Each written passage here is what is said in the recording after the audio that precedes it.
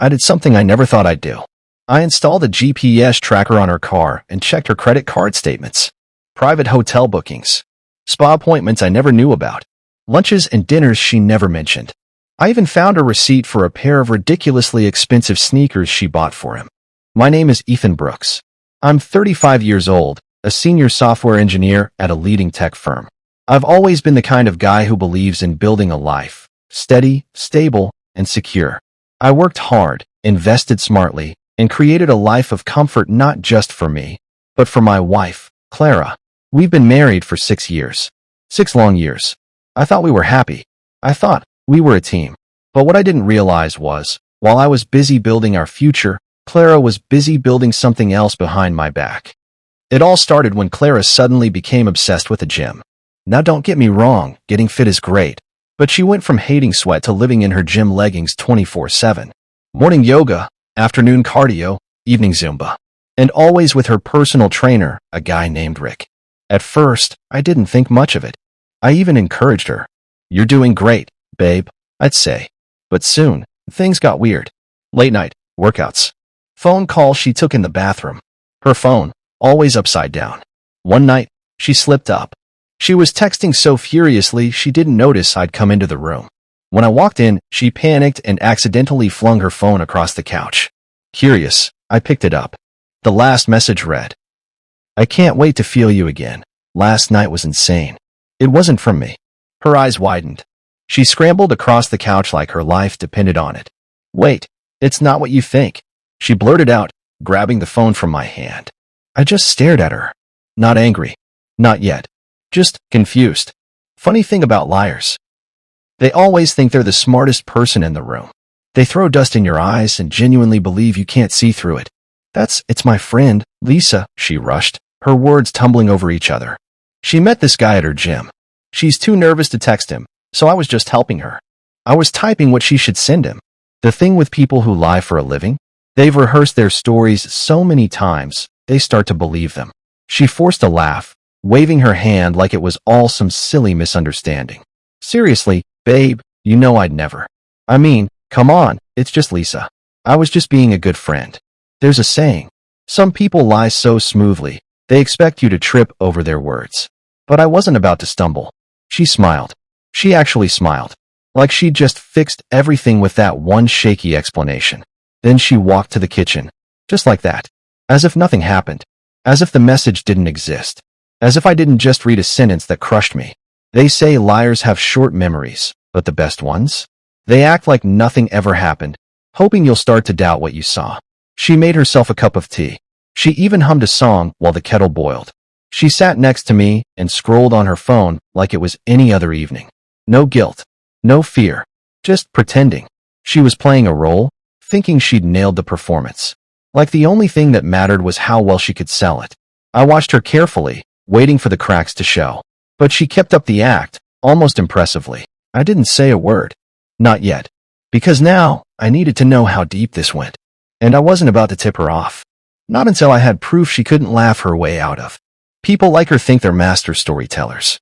They think if they speak fast enough, cry at the right time, and smile just so, they can bend your reality. But I wasn't going to give her the satisfaction of thinking she'd fooled me. I needed a plan. I wanted her to confront, and I wanted to tell her, "You are lying, I know everything." But I knew this won't help. There would be tears and arguments. There's no winning with people who've already written the script in their heads. They cry on command. They spin the blame back to you. They make you question your own sanity. So I played it smart. I acted normal.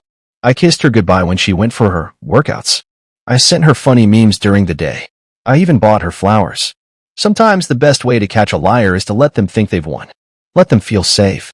Let them relax into their lie. But I needed proof. So I did something I never thought I'd do. I installed a GPS tracker on her car and checked her credit card statements, private hotel bookings, spa appointments I never knew about, lunches and dinners she never mentioned. I even found a receipt for a pair of ridiculously expensive sneakers she bought for Rick. The fool didn't even like sneakers. I started taking photos of everything. I kept records, dates, times, places.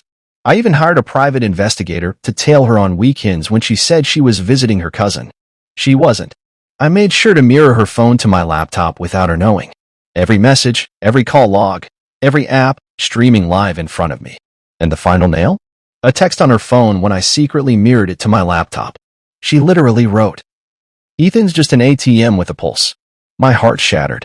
But the thing is, Clara forgot one very important detail. Everything was under my name.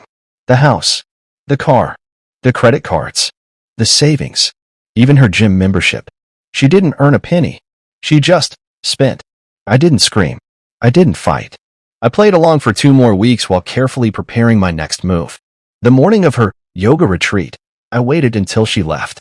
Then I made a few phone calls, canceled the credit cards, froze the joint account, blocked her spa, her salon, her fancy nail studio. I even called the gym and told them to terminate her membership. Why? They asked. Because the bill's going unpaid, I said. Oh, and that luxury car she loved? Leased under my name. I had it repossessed by the end of the day. But I didn't stop there. I called the hotel where she often met Rick and emailed them screenshots of her reservation dates with a formal request to block her from future bookings tied to my account. I made sure her phone plan, also under my name, was scheduled to disconnect. I had the utilities set for transfer. Every comfort she enjoyed, gone. I even sent a polite message to Rick from her mirrored phone. FYI, my husband cut me off. Hope you can cover lunch today, smiley face. I wanted her to walk into her perfect little world and find the walls crumbling around her. When she came home, the look on her face, priceless. Clara stormed in, her phone blowing up with payment declines. Ethan, what the hell is going on? I can't pay for anything. My nails, my gym, my car. I just calmly sipped my coffee. Oh, you mean my nails, my gym, my car? She screamed. You can't do this to me. I need these things. No, Clara. You needed me, but you treated me like an ATM with a pulse, remember? Her face went pale. You read my texts? She shrieked. Oh yes, all of them. I know all about Rick. How many times was it? 5? 10? Lost count. And here's where she pulled the most ridiculous move I've ever seen. She stormed out, yelling, I'm going to Rick's. He'll take care of me. He loves me. Except Rick was broke. A gym trainer living paycheck to paycheck. He couldn't even pay for his own car repairs, let alone Clara's lavish lifestyle. 2 days later, she called me crying. Ethan, please. I made a mistake. I'm sorry. I didn't mean it. Can we talk? But I was already done talking. I filed for divorce the next morning. I left her with nothing but a suitcase of designer bags she couldn't afford to carry anymore. Oh, and remember those bags? I made sure the credit card company flagged them as disputed luxury purchases. Collections came knocking. As for me, I took a 2-week vacation.